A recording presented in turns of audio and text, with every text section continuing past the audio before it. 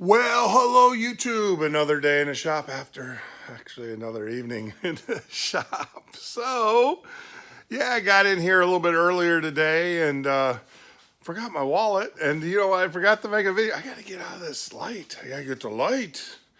So I forgot to make a video. So actually I got caught up into some things. So today, let me move that around. So today in the shop, I was able to do a lot of things. But before we get to that, I just want to say, hey, look, it's Toolbox Tuesday. That's what you want to call it. Yeah, I'm not big on those names. So I want to show you some of the new tools, some of the things I got, and then I'll show you what we are doing or what I did today in the shop and everything. So without further ado, it's been a long day, and I want to get out of here. I want to get back home. Luckily, I forgot my wallet, so I had to come back to the shop, and it gave me time to make the video.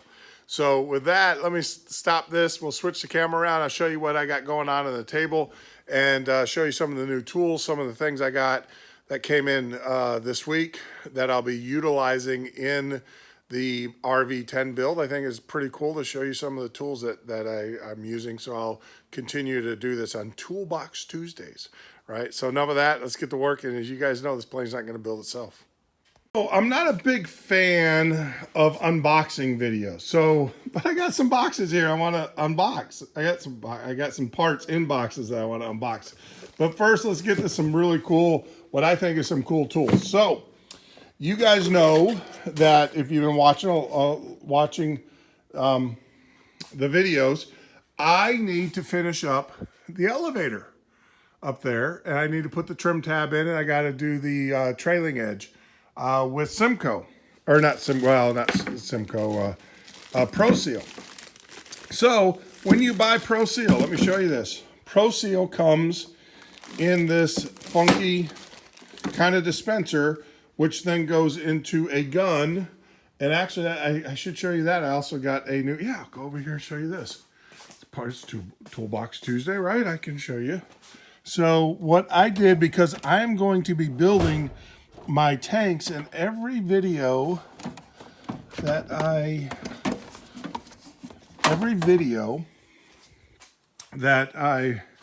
have looked at professional, they use this applicator. Yeah, this is not, I know it was Valentine's Day yesterday. This is not what you guys think. Keep it clean. So this is a pneumatic gun for the Simco, or for the Pro Seal. So, and it has an air hose attached. You guys you'll see, I'll show a little bit more of this when I get to that point. So yeah, so there you go, pneumatic gun, pretty cool. So the other thing is, the way you mix this up is, this is your activator.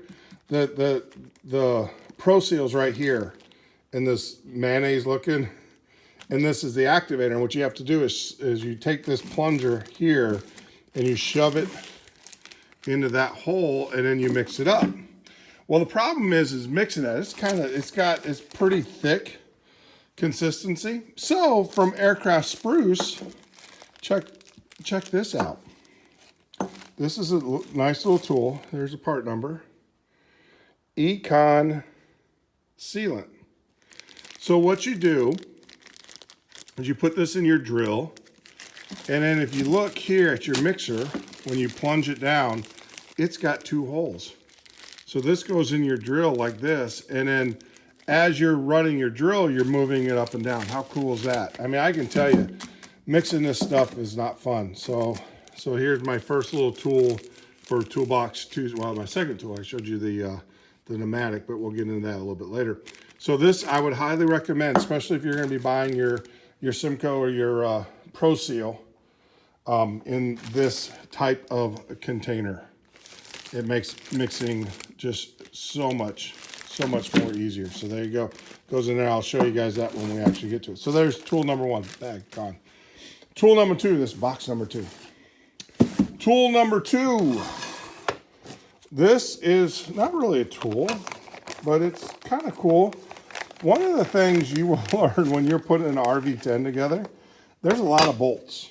And sometimes the pictures of the bolts don't actually match the part. I'm reaching as I'm looking for a bolt that we commonly use. Oh, here we go.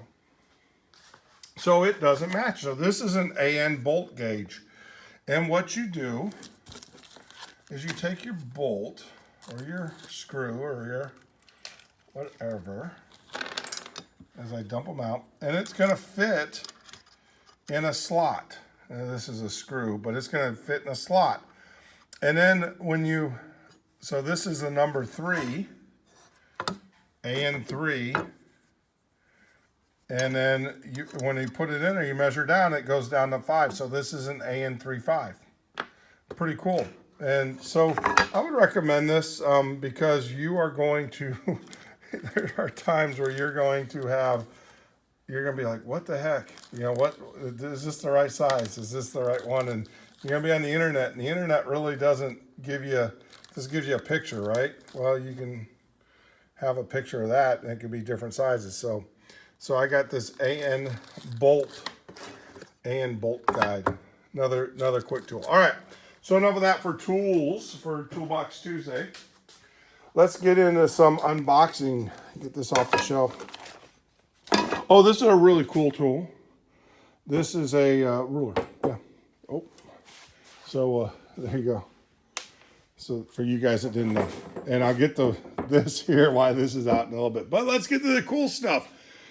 So I am working on the tail cone, and one of the things that you have to decide is like ADAHARS, where that's going to go, you know, where you're going to mount things. And the tail just comes with basically the mounting for the battery tray. It doesn't come with anything else. So from Vans, I actually purchased this ADAHAR mount, and I purchased it ahead of time because what better time to put it in when you have complete access. So this is the Vans ADAHARS bracket kit for the RV10.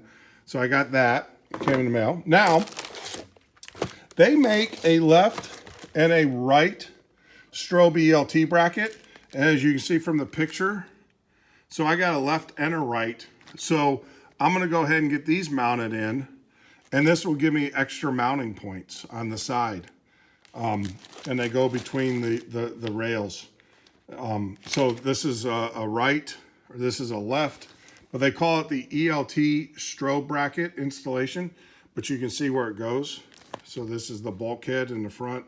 And yeah, these could possibly go in, well, not possibly, these can go in after you get the tail cone stuff, but what the heck, I'm gonna be priming and stuff, so I might as well go ahead and get these primed and ready to go. So I got a left and a right bracket.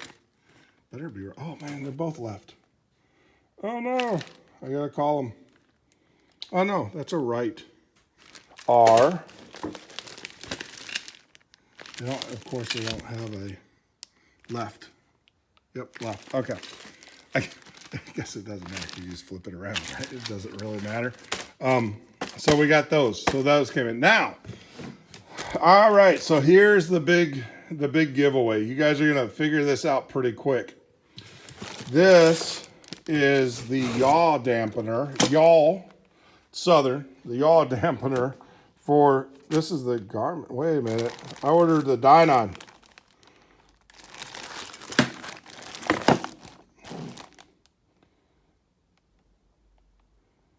I have to give them a call because I ordered the Dynon. Oh, Dynon, and so same instructions. I got you. Shoo. Give you, they just printed one side is Garmin, one side is Dynon. So these are the Dynon instructions for the yaw dampener, and as you can see from the instructions, it attaches back here to the servo. There's a servo here for the yaw dampener, and there's a servo for the pitch control for the autopilot. And so that probably will, for the smart ones out there, probably figure out what's in this box. This is the Dynon specific servo, pitch servo for the linear actuator.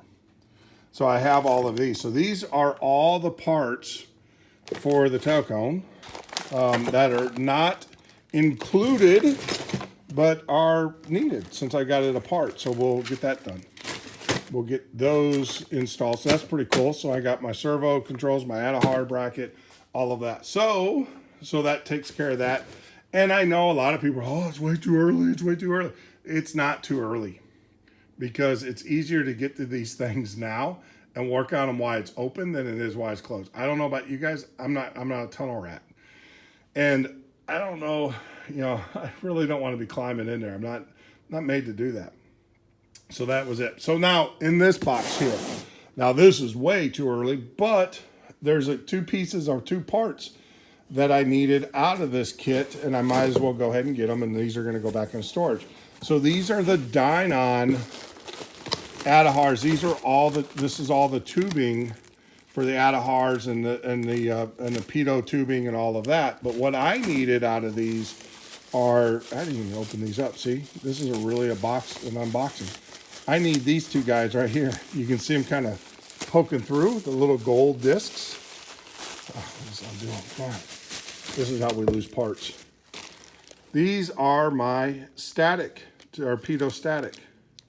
So for both sides. So I needed these, and so I got the pitot static. So we'll get those installed, and then all of the other connectors. And there's a lot of other connectors that they give you, a lot of other hose and stuff, but we'll go ahead and get that plumbed up. So that was what came in the mail over the weekend, and I just wanted to share with you. Yeah, you can order all this stuff later, much later. I decided to go ahead and get it now. I will tell you, I also have some in the tail for the overhead air conditioning. We're not putting AC in, but for the vents, I do have the Napa cowlings that are going to go in here, the vents. So when those get here, I'll show you guys those. But more importantly, what I have done today is this guy. What the heck? What is that? So I saw this, one of the guys that I follow, Missile25, I think that's his handle. He's on the YouTube page. You go to rv10build.com or n622rv.com. You will see several videos of him. The guy that I follow, he is on the elevators, and the elevators, he's on that section. And he actually put together a frame to hold the parts. So for painting, for priming. So this is what I did. Very simple. I just got very simple from a hardware store. I could have probably done this with 2x4s and a little bit more mass, but I was figuring I have to move it around. And so I didn't want the weight. But to be honest with you, it was kind of flimsy until I put these L brackets. So what I did is 8 feet long to handle the ribs, all the ribs. And then I used these L brackets. You can, cut your own L brackets, and you have to do them on both sides. I did find that if you don't do them on both sides, this thing is kind of wonky. It's wonky anyways, but it works. It holds the parts and everything. And so then every 2 inches, I drilled a hole, and hence the ruler. I drilled the hole down, and then I used this wire, the wire, and I'll put that in the post. But it's a lot of people, he used rope and stuff. I use this wire, and I got it from Amazon, a box store and everything. And this idea came from the EAA, so I don't want to take credit. It came from him, and then he referenced the EAA, so I'll do it. So it was really nice. This wire is really great. You don't have to tie it or anything. You just make hooks with it, and it works perfectly. You can see how I did that, just did hooks. And then on the back end, I just twisted it, and it actually holds. See how I just bent that over? Ran it through the hole, attached it, went all the way down here, ran it through the hole, attached it, made a loop, and then I took all my part tags and I tagged them all the way down. So these are holding all of the rails for the tail. They're in a section. So now what I can do is take this, I can put it either on my paint benches, or I can stand them up like this and spray them, or have someone hold them and spray them. I can hold it around. I can work around them. I can go to the back, to the front, so I got complete part move, control of the parts. And I want to say Missile 25, thanks for sharing that with me. That is incredible. It'll make life easy as far as painting. And then the other thing too is that he raised a very good point. It's great for storage, right? You can keep the parts. So now I've got to make some more. I've got some more wood back here. I'll come back in tomorrow and I'll make some more to hold the rest of these parts. And then that way I can just carry these parts in and out of the paint booth and I don't have to touch them. Look at, la, la, la, la, la, la, la, la, la, la. See, it's not rocket science. It's not like we're building an airplane or anything, but that's how you do it. And that's really, really nice. Now it's got a lot of flex. It's okay. It does its job. It holds the part. And like I said, now I can just paint. I don't have to worry about touching the part. I don't have to worry about anything. Great idea. Love it. And this is why we do these videos, so we can share these great ideas with each other. And like I said, I'll put the wire into the post so you guys can see it down below. Get my finger down below in the post so you guys can see it. But like I said, nothing fancy. Yeah, it's really cool. I mean, I was a little nervous. Yeah, the board's not straight. I was a little nervous about doing it because this was really wonky, but I did put these L brackets on both sides. So it gave it a lot of stability and no worries. I can carry this thing around all I want to. So this is really cool. And it's great for holding parts, especially these longer parts. And it's cheap. It's a very cheap way. The other way that you can do it, and I've done it this way, is you go buy the not those racks, but like the baker's racks, and then just use the wire and hang stuff off the baker rack. The problem with the baker rack, to be honest with you, is the parts spin. This, even though they're suspended, they don't spin. They stay in the same direction and everything, so you don't have to worry about them spinning around on you because you got to remember, you're going to be painting them with a spray gun, and it's going to be blowing air on them. So hence, the part will move. It is an airplane. It does tend to do that with air running over it. So that's what we did today. Richard came in and helped me build these, and I will tell you, the more I build in here, the more I realize I just don't have enough room. And talking about room, it's going to get a little bit more crowded.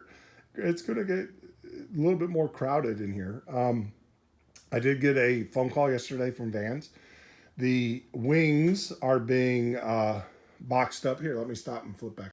So yeah, the wings are got the official word. The wings are on their way from Vans. So they're being not on their way. They're being crated up, and they'll be shipped out. So they'll be coming pretty soon. So I don't have any room.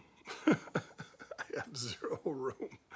So what we're gonna do is, you guys probably don't know this. I've got a trailer, an enclosed trailer, and so we're gonna store all of those parts. Well, actually, what I was gonna do is get all of these parts around here for the tail all crated up and put into the trailer to give me room for the wings. I'm still gonna do that, but until I get the tail cone done, the tail section done, there's no reason to bring the wings in to the shop. So we're gonna put the wings into the trailer, and then we'll just store them there until we get done with the tail cone. I've got a good month easily, the rest of this month easily, with the tail cone easily. Probably bleed into next month without a doubt. So yeah, they'll sit there for a little while. The only thing is that once I get here, you get 30 days, I think, to go through the inventory. Vans did pretty good on the inventory on the tail cone, so I'm not too worried about it and everything. So that's really cool. And then on top of that, I got, so I don't know I do know what order they came in, because I was like, oh my gosh. So before I got the final payment on the wing email, I got the payment on the fuselage, the quick build fuselage. So that is the deposit, not the payment, but the deposit on that. So that means that I'm in queue. So usually in the Vans world, when you pay the deposit, you're about 6 months out. I don't, go to the website. You guys will see the status. I try to put that up there when it changes. But typically you're about 6 months out. Not freaking out because in 6 months, hopefully we'll be in our hangar because they're saying the hangar is going to be done in July, sometime around there. So I'm not freaking out too much, but I am running out of space. And yeah, it's becoming a problem. I mean, heck, we'll just build the wings in here if we have to, and then put those in a trailer as well, right? With the fuselage. But the fuselage will be, I'm sure I can probably take and store the fuselage over at my EAA club or, or whatever, make a donation. I'm not worried about it. I'm sure I can find somewhere to store those things until I'm actually ready for them. So, but yeah, good. So I got, like I said, I got a notice that my deposit was needed for the fuselage. And for those that don't know, so what Vans does is you pay a 25% deposit when you're in the queue. When you start the queue, that starts you in the queue. And then, then of course, before they ship it, you got to pay the remaining. So when they had some production issues, and we had this global supply chain thing going on. So with that being said, is that they didn't require the deposits when you first started on the airplane because they didn't know when they were going to ship anything to you. And so they now are asking for the deposit because now they can give you a date, which is awesome. So that means, but like I said, when you pay the deposit, usually 4 to 6 months afterwards, and that's about in line April through September of this year is what they're talking about. So what that means is by the first of next year, we're gonna have, hopefully, God willing, an airplane. The motor is, I got the quotes for that and all that done last week, getting that deposit put together. Arrow, I'll talk a little bit more about that when the time comes, but I'm going with a company in British Columbia, Canada. And what's really cool is you can fly up there and spend a week with them and build your engine. Build your engine. Start your Daytona's next week, by the way. So yeah, so that's going to be cool. And I'll talk when we get a little bit closer to that. I'll get ready for that. So it's the same Lycoming. They're Lycoming authorized manufacturer. Lycoming. I'm going to go with the cold air sump, which will give me, I'm told I have to make some changes to some modifications to the frame, which there's a Facebook page. I'll have to go out there and people that will help me do that. I'll have to change the exhaust from the stock. It's a different exhaust system. And then the last thing is I'll have to use the sports cowling, which is a different cowling for the thing. But what is really nice is that I get the same Lycoming engine, but with the sump and some of the modifications, I'm going to get a tremendous boost in horsepower, which will help with climb out, right? You need that, right? You got to get to that height as quick as possible, as soon as possible. That's being low to the ground is never a good thing in the airplane, unless you want to land, which is always good. But any other time, when your intentions are not to land, you want to, height is your friend. Height is your friend. Altitude, they always tell you, when in doubt, climb. Even when in doubt, whenever you're in a problem, climb. Get as much altitude because altitude equals time, right? In some cases. So yeah. So that is coming as well. So we are actually starting to finalize, as you guys saw, Dynon. Yeah, I made a decision to go with Dynon, and we'll talk about that and Avidyne. The Avidyne GPS and everything, and and when we get there, I'll tell you why. But it was features and some of the cool things that Avidyne's doing and everything. And look, I got to give a shout out to Saint Aviation. Jesse's been wonderful in answering my questions and stuff. Don't kill the guy with phone calls because he's booked all the way to October. He said, but yeah, Saint Aviation. I am so lucky to have Jesse and Saint Aviation. They're an RV builder assist, and they're right there at my home airport. And Jesse's is a really great guy. He'll share his knowledge with you when he can.